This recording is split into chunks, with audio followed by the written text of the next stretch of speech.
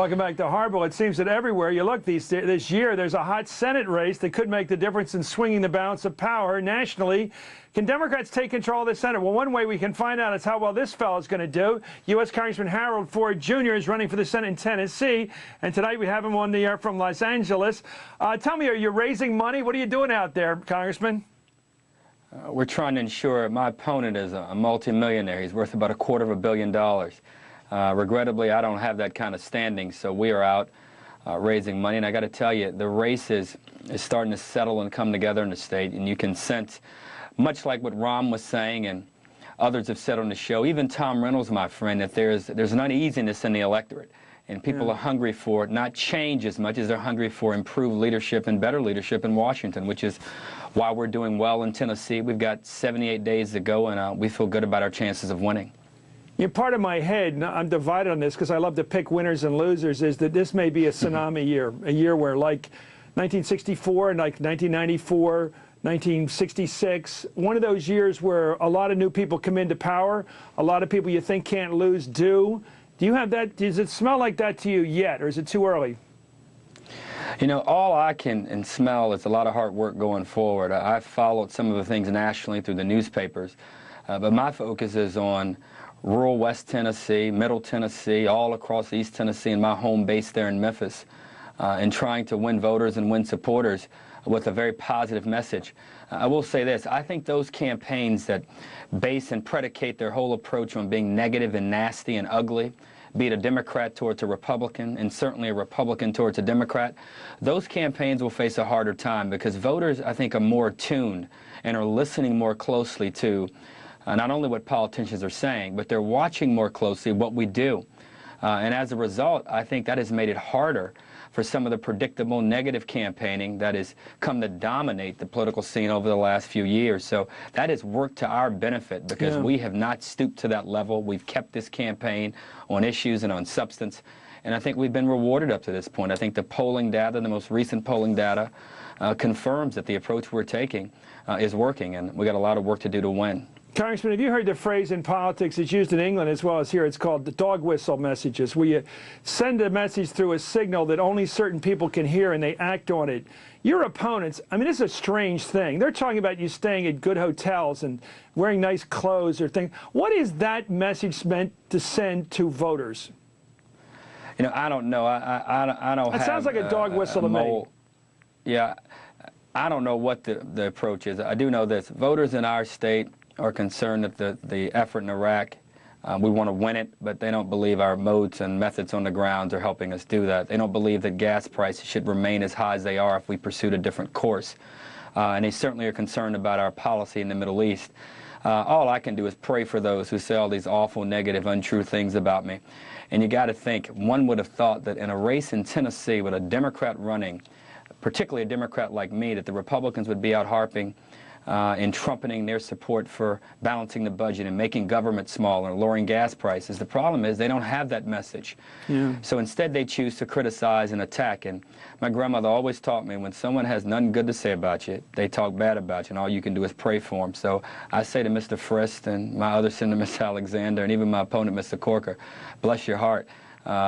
Voters in our state are ready for a change, and they're ready for better leadership, and no amount of attacking and lying on me is going to change the fact that you guys have mismanaged the country. And I think voters in Tennessee are as smart as any voters anywhere in the country, and they've picked up on that, which is why, again, I think we're resonating and connecting with voters everywhere. How old are you, Congressman? 36. You know, I wonder, I know this is a tough question. Do you think younger people your age, and you're definitely younger than me, do you think that people your age and my kids' age are in their early 20s, do you think younger people have a different outlook? I mean, everybody watching this has kids or is a kid. Do you think people from your generation who are starting to vote, young families, starting to think about this country and what it stands for, do you think they're different than their parents? Well, I think they realize, God willing, we're going to live a little longer than young people are, longer than our parents and grandparents. In the country that... No, you won't live longer. You'll just live past us. There's a difference. You'll live about as long as we do, but go ahead. Forgive me, my country ways. I didn't say it right. Y'all may be gone before that's the nice a lot of way the to put it. consequences and answers, some of the choices we've made, how will impact the country. I think younger voters realize this war is real. And the fact that we are addicted to oil is real. The fact that the environment is eroding and global warming, as real as Al Gore has said, is something we will have to deal with. The fact that Social Security and Medicare costs are exploding, we will have to pay the bill.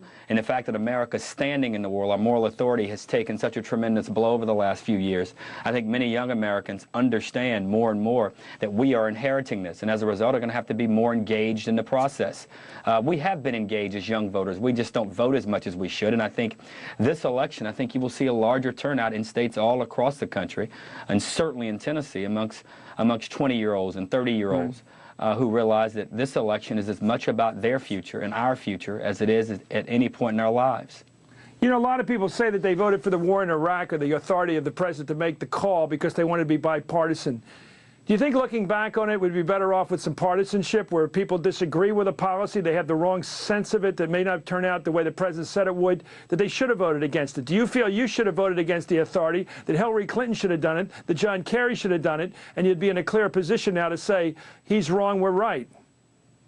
Well, I don't want to speak for my colleagues and friends in Congress and the Senate, but I do know this. I didn't vote with the president to be a patriot. I voted with him because I actually believed what they were saying. And it turned out that they were not altogether right. They weren't alone. There were other administrations and other people around the world that thought the same thing about Saddam Hussein. Naturally, if I knew then what I know now, I would not have voted for it. And I think, in fairness to President Bush, it's doubtful that he would have even brought the resolution asking for the authorization to use force. I think where most people fault this president is that he's done very little to alter his position. He can't even get his own administration to sing from the same hymnal with regard to what's happening in Iraq and what force has brought it on. As you have shown repeatedly on this show, when asked what role Iraq had with 9/11, he said nothing. It's a clear refutation from what his own Secretary of Defense has said and even his own Vice President, and I think at times his own Secretary of State. So they have a challenge in that they've been unwilling to convince people that they have a handle on the situation in Iraq. I think Rahm's point is well taken. Bai and Biden and even Les Gelb, the Council on Foreign Relations, this three-state solution in Iraq. We should combine it with a mini Marshall Plan to help rebuild Lebanon after the awful situation that the Lebanese people have gone through. And finally, new energy sources is the long-term answer. We're almost 5 years to the date to 9/11. We pay more for gas, we buy more of it, and we're the only group of people in the history of the world to fight a war and pay for both sides of it, as Tom Friedman says so well, and pay for both sides of it at the same time. That must stop. Tennesseans realize that, which is one of the reasons we're doing well in this race, and I believe we're going to win this race. And they use the gasoline we bought from them to blow up our buildings. Isn't that something? The Iranians are nothing more in a lot of ways, that government there, than a venture capital firm, as Tom Friedman says well. They invest in terror organizations, and you and I drive up the cost. Something's wrong with that picture, and the fact this administration has done little to correct that, that's why they're in the challenge there. They're not in the challenge there. The political challenge Republicans are in today is not brought on by anything other than that they have mismanaged the country in many ways. This is not an indictment of Republicans. It's an indictment of the Republicans in Washington.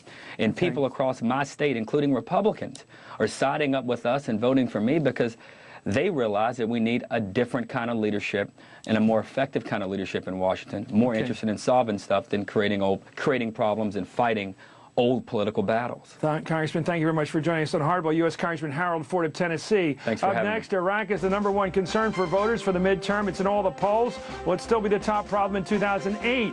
The Hardballers will break down the never-ending politics of this war in Iraq. This is Hardball, only on MSNBC.